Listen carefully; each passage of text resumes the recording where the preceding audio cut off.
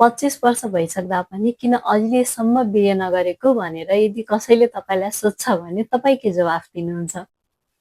मेरो जवाफ चाहिँ हुनेछ कि म अझै केही वर्ष चाहिँ स्मिता दाहाल मात्र भएर बाँचौँ, स्मिता दाहाल मात्र भएर संसार देखौँ, स्मिता दाहाल मात्र भएर दुःख गरौँ, सङ्घर्ष गरौँ, एक्लै घुम्न जाउँ, एक्लै रमाउँ भन्ने चाहिँ मेरो चाहना छ है। अनि सबैभन्दा मुख्य कुरो चाहिँ फाइनेन्सियली इन्डिपेन्डेन्ट भएर हरेक कुराहरू चाहिँ आफूमा परेको कुराहरू चाहिँ त्यो म सबै एक्लै नै ह्यान्डल गर्न सकौँ भन्ने हो है। फेरि यसमा विवाह भइसके पछाडि पनि त तिमी एक्लै गर्न सक्छौ, सबै कुरा एक्लै गर्न सक्छौ, स्मिता दाहालले कसले चेन्ज गर्न सक्छ र भन्ने क्वेसन पनि आउँछ। स्मिता दाहाललाई कसैले पनि चेन्ज गर्न सक्दैन, चाहे कोही पार्टनर होस् नहोस् होइन। तर पनि आज स्मिता दाहाल आफैले चाहिँ के चाहन्छ त त्यो कुरा मोस्ट इम्पोर्टेन्ट हुन्छ है। यो चाहिँ चाहे पुरुष अथवा महिला जोसुकैको लागि पनि जसको लाइफसँग सम्बन्धित छ सायद उहाँहरूले नै बुझ्नुहुन्छ होला होइन। अझ स्पेसली यो भिडियो चाहिँ अनम्यारिड लेडिजले पनि अझै धेरै हेर्नु होला है। अहिले म 25 वर्षको उमेरमा छु होइन। म त्यति राम्रोसँग फाइनेन्सियल इन्डिपेन्डेन्ट नै भइसकेको छैन जसमा चाहिँ म आफैलाई केही ठुलो रोग लाग्ला त्यसको उपचार म आफै गर्न सकौँला अथवा मेरो बाआमालाई केही होला त्यसको लागि मैले कसैसँग हात थाम्न नपरोस्, सबै कुरो म आफै नै म्यानेज गर्न सकौँ। मलाई कुनै ठाउँ जान मन लाग्ला, त्यो ठाउँ जानको लागि मसँग पैसा छैन भने म कसैसँग माग्न नपरोस्, त्यो सबै म आफै नै गर्न सकौँ होइन। सो विवाह अनि पार्टनरको कुरामा चाहिँ मलाई के लाग्छ भन्दाखेरि चाहिँ हामी दुईजना एकअर्काको सारथी हौँ, एकअर्काको दुःख सुखमा साथ दिन्छौँ।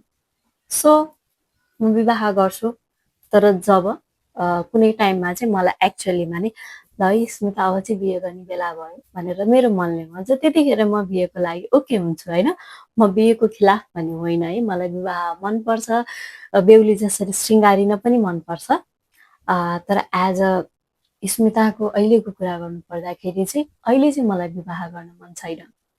मलाई विवाह गरेर अहिले नै त्यति धेरै जिम्मेवारी लिएर त्यसलाई ह्यान्डल गर्न अहिले नै मन छैन, किनकि मलाई अलिकति थोरै डर पनि लाग्छ, किनकि अहिले त्यतिको काबिल पनि अलिक भइसकेको छैन। हुन त सबै मान्छेले परिसकेपछि हो हरेक कुरा जान्ने, नपरिन्जेल त कसैलाई केही पनि थाहा हुँदैन।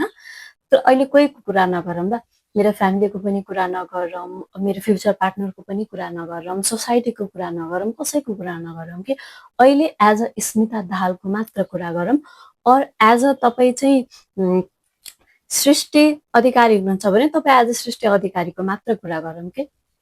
सो एज अ म स्मिता दाहालको मात्र कुरा गर्छु भन्दाखेरि चाहिँ मलाई एक्लै नै केही समय जिउनु छ, घुम्न जानु छ, मिठो मिठो खानु छ, सबै कुरा गर्नु छ कि आई मिन त्यो खाने र घुम्ने मात्र कुरा पनि होइन कि एज अ स्मिता दाहाल मात्रै भएर स्मिता दाहालले के चाहिँ गर्न सक्दो रहेछ त, एज म मात्र भएर मैले चाहिँ के कुरा गर्न सक्दो रहेछु त। मैले कुनै इमर्जेन्सी सिचुएसन पर्ला, केही नराम्रो सिचुएसन होला, त्यसमा मैले मात्र पनि ह्यान्डल गर्न सक्छु कि सक्दिनँ त। इफ त्यो कुरा मैले एक्लै नै ह्यान्डल गरेँ भने अभियसली म एकदम काबिल भइसकेको हुन्छु। सो द्याट्स माई पोइन्ट होइन। तपाईँहरूको चाहिँ पोइन्ट के छ एकचोटि कमेन्ट गर्नु होला। अनि म यो कुरा नै क्लियर गरिदिन्छु कि यो अहिले मैले भनेको कुरामा कुनै पनि नेगेटिभिटी छैन। तपाईँ एकचोटि फ्रेस माइन्डले सोच्नुहोस् कि मैले भनेको कुरा के हो, एक्चुअलमै के हो। यो भिडियो बनाउँदा लामो भइसक्यो है। सो कमेन्ट गर्नु होला है, तपाईँहरू चाहिँ के सोच्नुहुन्छ।